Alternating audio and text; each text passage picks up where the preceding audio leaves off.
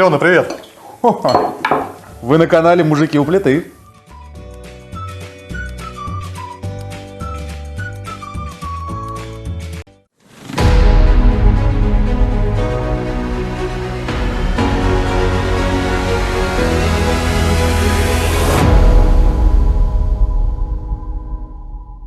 Друзья, привет! Категорически рад вас видеть у нас на канале «Мужики у плиты».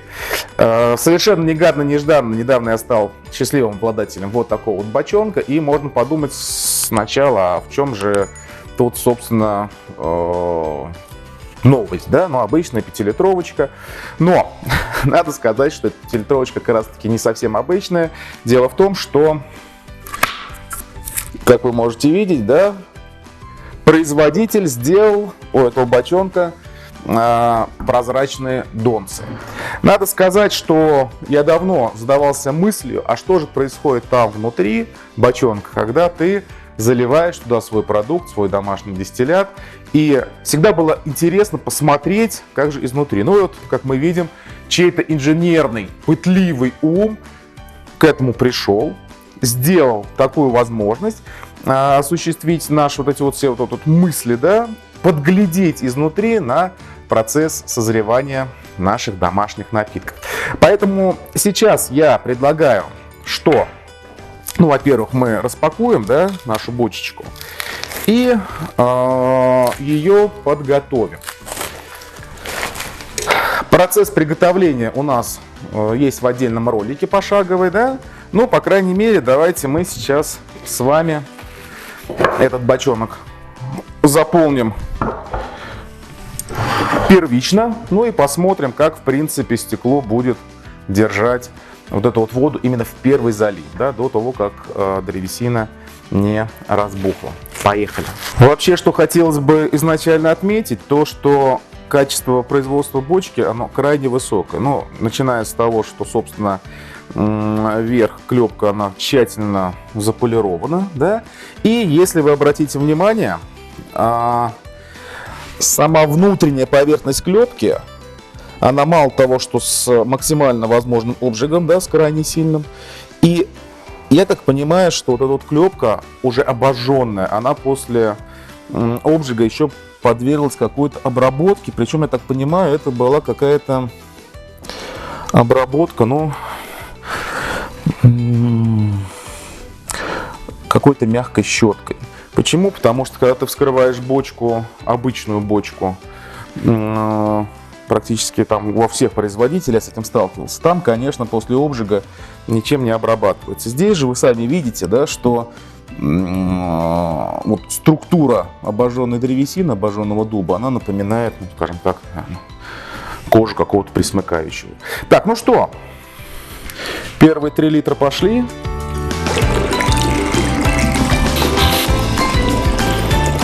Если честно, как раз-таки вот эти вот нестандартные донцы, да, боковинки у бочки, они сыграли со мной злую шутку. Почему? Потому что у меня в моем видном погребке тоже есть 10-ка, но она объективно больше, да, по габаритам. И я так думаю, ладно, 5-ка, и вот вроде там, ну, ладно, плюс 1,5 литра. Нифига. Вошло 10. И смотрите, хотел я сказать, что бочка с честью выдержала первую заливку, да, но вот здесь вот пошли слезы. Поэтому сначала я планировал где-то 10 дней, да, поддержать ее с ежедневной сменой воды, да. Вот, но сейчас мы будем следить, хотя я больше чем уверен, что буквально через пару-тройку часов вот эта вот капель прекратится, и мы будем смотреть уже дальше. По этой стороне, видите, вопросов у нас никаких нет, все сухо. Ну и, собственно, по щелям между клепки, ну, еще раз повторюсь, качество крайне высокое, да, на мой взгляд. И здесь вопросов никаких. Ну что, встретимся чуть позже. Прошли у нас сутки. Как, в принципе, я и предполагал, часа, наверное, через 3 вся наша капель завершилась. Все у нас, видите, подсохло. Здесь практически вообще ничего не проступало. И, как вы можете видеть, да, практически за день вода чистейшая, да, она превратилась вот в такую вот муть. Поэтому я принимаю политическое решение менять воду каждый день на протяжении 2 недель, да, то есть мы сейчас давайте посмотрим, дней через 5 я опять включусь, да, и поглядим, как она будет у нас вымачиваться. Ну и потом, собственно, перейдем уже к ее дальнейшей подготовке. Погнали!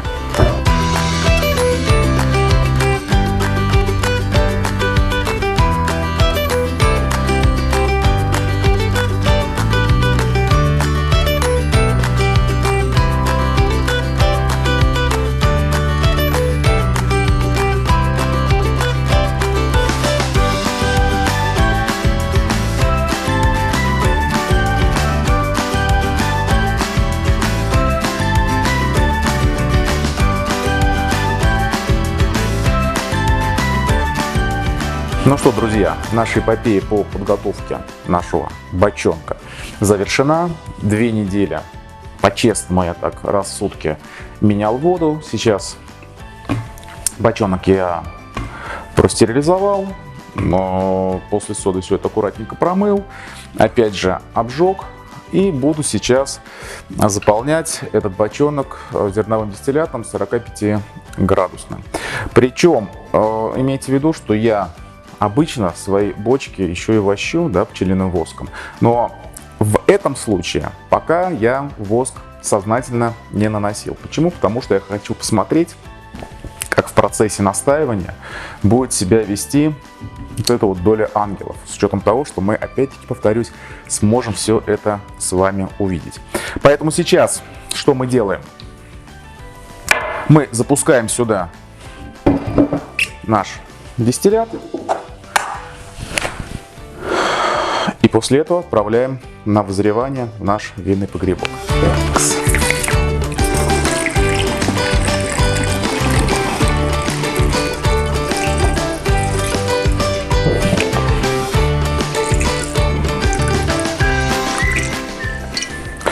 Так, залил я под срез, это тоже важно.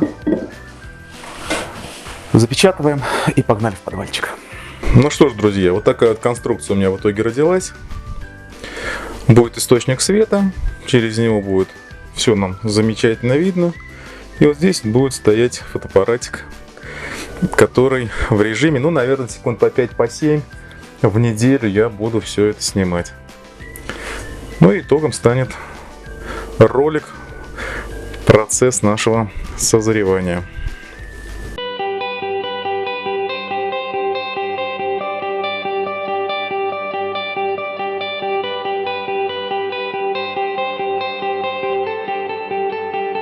Ну и вот обратите внимание, где у нас сейчас идет срез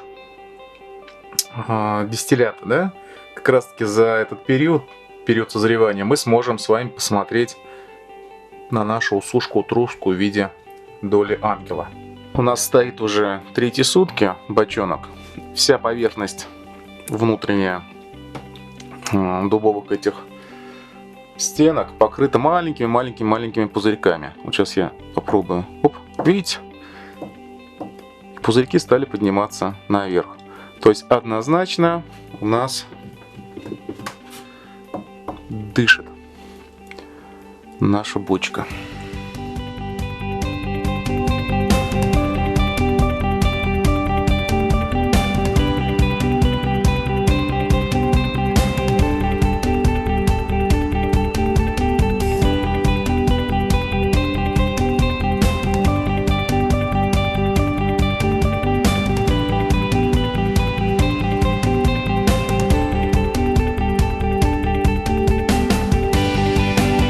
Итак, друзья, сегодня у нас последний день 6-месячного периода, в который мы ежедневно фотографировали нашу бочку со стеклянным дном, поэтому сегодня мы наш проект с научным экспериментом завершаем.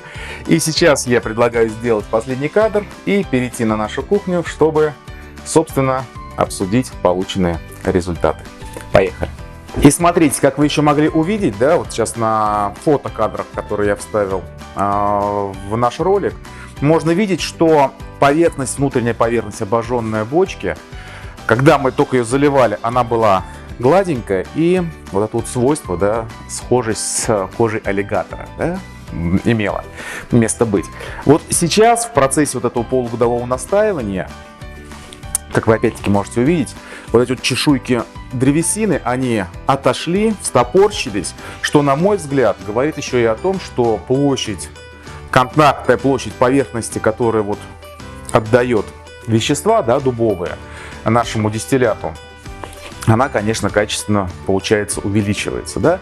Ну и теперь я предлагаю нам слить содержимое, чтобы нам точно вымерить объем, да, который мы потеряли на доле ангелов. Как вы помните, в начале ролика, да, мы заливали где-то 9600 миллилитров. Поэтому давайте сейчас мы сольем, измерим, сколько у нас осталось, сколько нам оставили, да, эти ребята. Ну и, собственно, еще посмотрим по градусности. Потому что наш дистиллят был 45-градусный. Сейчас посмотрим, что у нас с ним произошло. Поехали. Ну и понятно, что в бочке, в которой нет краника, слив мы осуществляем с использованием трубки.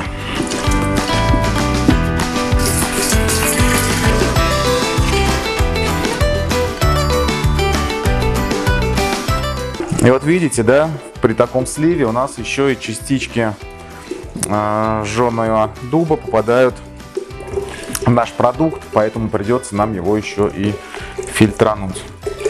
Ну что, давайте подвожу камеру и смотрим, что у нас творится с литражом. Опа. Ну и вот мы видим, да, друзья, 3500, 3600, 3700, 3750, наверное, да? Ну и, собственно, проведя нехитрые арифметические вычисления, мы приходим к показателю где-то 850-900 миллилитров, которые у нас ушли в качестве доли ангела, да, то есть испарились за полгода. Ну, опять-таки, можно рассуждать на тему, да, что какой-то объем у нас дистиллята впитался в стенки, да, опять же, что-то, может быть, там не до конца мы слили, но мы с вами помним, что при подготовке бочки она у нас тоже настаивалась, набирала влагу, набухала, поэтому, ну, вот к этому апеллировать, я думаю, ну, несколько некорректно. Так, теперь, что касается, собственно, нашего показателя спиртуозности, давайте мы его тоже смерим.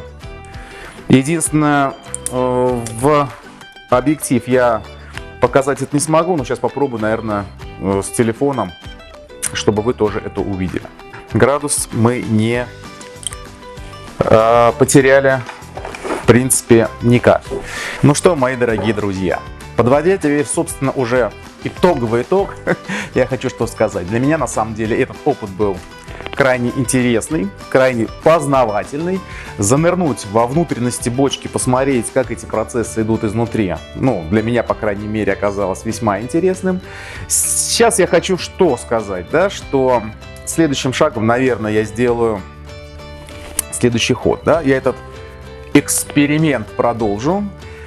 Бочонок этот я завощу, то есть покрою полностью воском и, наверное, опять-таки в таком же режиме в своем подвальчике перед фотокамерой поставлю до теперь уже майских праздников, да, стоять полгодика и посмотрим, влияет ли наличие воска на поверхности внешней бочонка на, собственно, эту пресловутую долю наших ангелов. Ну и, в принципе, если вам это интересно, вы, пожалуйста, внизу под данным видео оставьте свои комментарии.